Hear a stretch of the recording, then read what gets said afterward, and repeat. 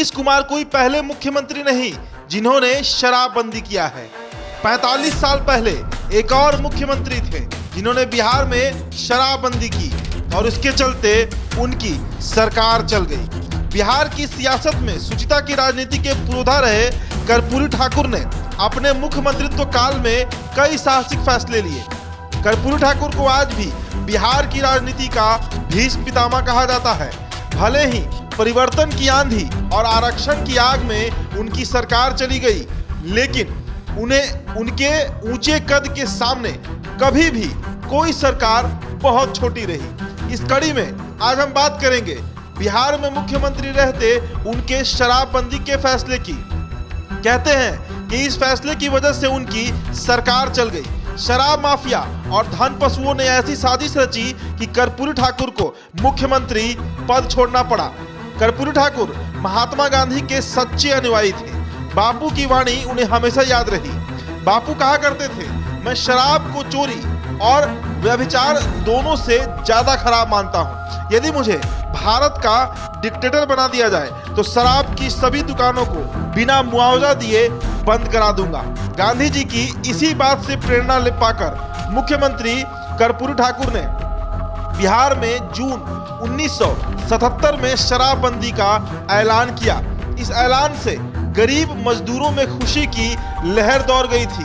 कर्पूरी अपने इस फैसले के बाद एक खास तबके के दुश्मन भी बन गए। उस दौरान जनता पार्टी की सरकार के सहयोग में जनसंघ में शामिल रही।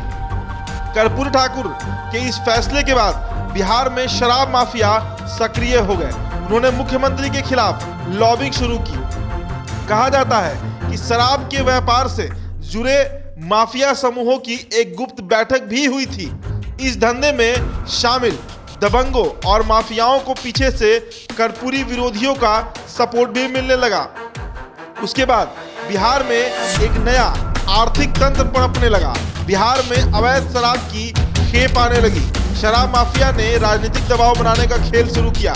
उसके बाद महज 2.5 साल में कर्पूरी ठाकुर को 21 अप्रैल 1989 को मुख्यमंत्री पद से इस्तीफा देना पड़ा। उसके बाद नई सरकार के आते ही शराबबंदी कानून को खत्म कर दिया गया।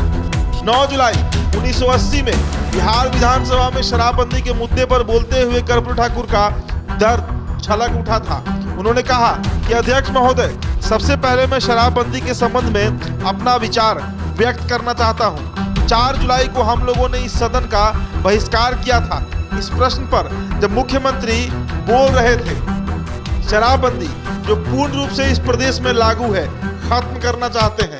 कर्पूरी ठाकुर ने सदन को संबोधित करते हुए कहा कि मुख्यमंत्री जगन्नाथ मिश्रा अंत में एक IAS ऑफिसर की उक्ति वाला हवाला दे रहे थे। कर्पूरी शराबबंदी कानून हटाए जाने के बिल्कुल पक्ष में नहीं थे। उन्होंने बिहार विधानसभा में विरोधी दल के नेता के रूप में जमकर अपनी भड़ास निकाली।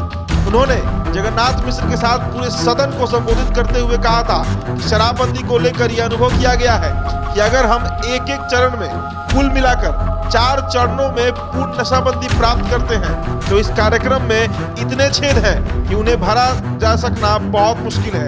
इसलिए जब एक चरण लागू हो चुका था और दूसरा चरण लागू होने वाला था, तो हम लोगों ने सोचा कि अच्छा है कि इसे 2 और चरणों में लागू करेंगे। एक ही साथ पूर्ण शराबबंदी का कार्यक्रम लागू कर दें। और सर्वोदय के महान नेता ने 25-30 दिनों तक अनशन किया था पूर्ण नशाबंदी लागू करने के लिए। वह भट्ट साहब थे। कर्पूरी ठाकुर ने सदन में कहा कि मुझे डर लग रहा है कि अगर बिहार सरकार शराब नीतियों को पलट देगी तो कहीं ऐसा ना हो कि बिहार में सर्वोदय के लोग में से कुछ लोग खड़े हो जाए, अपनी जान देने के लिए तैयार हो जाए।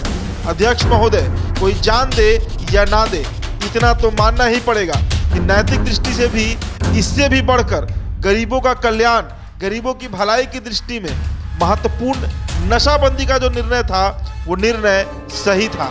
इस बिहार सरकार को उसे कायम रखना चाहिए।